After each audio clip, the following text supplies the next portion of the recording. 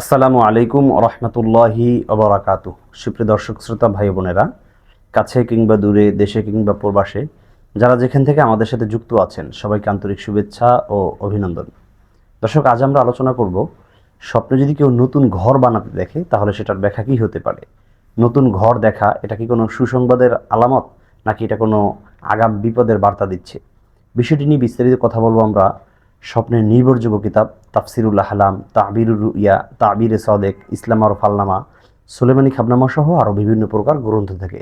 তবে এর পূর্বে আপনাদের কাছে ছোট্ট একটি নিবেদন থাকবে, আপনারা যদি আমাদের চ্যানেল কিংবা পেজে নতুন হয়ে থাকেন অবশ্যই চ্যানেলটি সাবস্ক্রাইব করে পেজটি ফলো দিয়ে রাখবেন।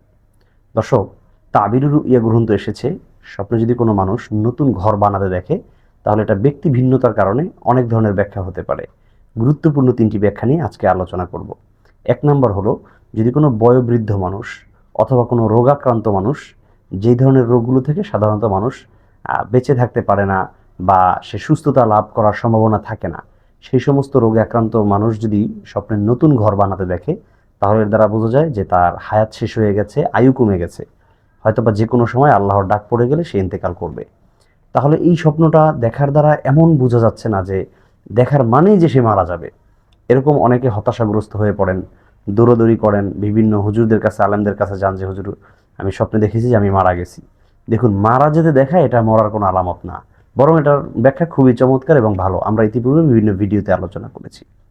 পক্ষান্তরে নতুন ঘর বানাতে দেখা এটা কিন্তু একজন মানুষ বিদায়ের আলামত হতে পারে, যেহেতু বলা হয়েছে যে যদি বয়োবৃদ্ধ, খুব বৃদ্ধ মানুষ এই ধরনের স্বপ্ন দেখে তখন সেটা তার বিদায়ের লক্ষণ।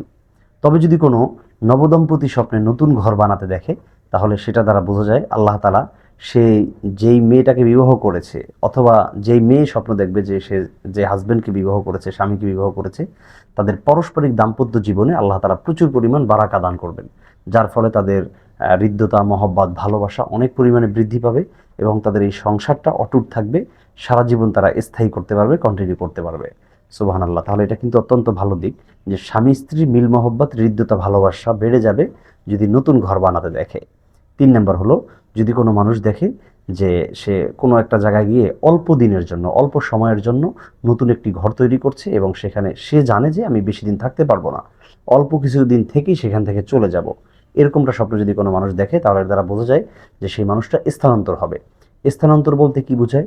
যেমন সে কাজ করতেছে, কাজের তাগিদে তাকে ঢাকা যাওয়া লাগতে পারে, সেখান থেকে তাকে চিটাগং যাওয়া লাগতে পারে, সিলেট যাওয়া লাগতে পারে, অর্থাৎ সে তার স্থানটাকে পরিবর্তন করে অন্য কোনো জায়গায় চলে যাবে।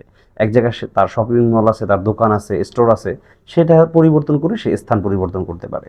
অথবা তার দেশ থেকে সে ভ্রমণ করে বিদেশে যেতে পারে, সে প্রবাস জীবনে পাড়ি জমাতে পারে, সেটা চাকরির জন্য হতে পারে, কাজের জন্য হতে পারে, ট্যুরের জন্য হতে পারে, যে কোনোভাবে স্থানান্তর হওয়া এমনটা বোঝা যায় যদি কেউ নতুন ঘর নির্মাণ করতে দেখে।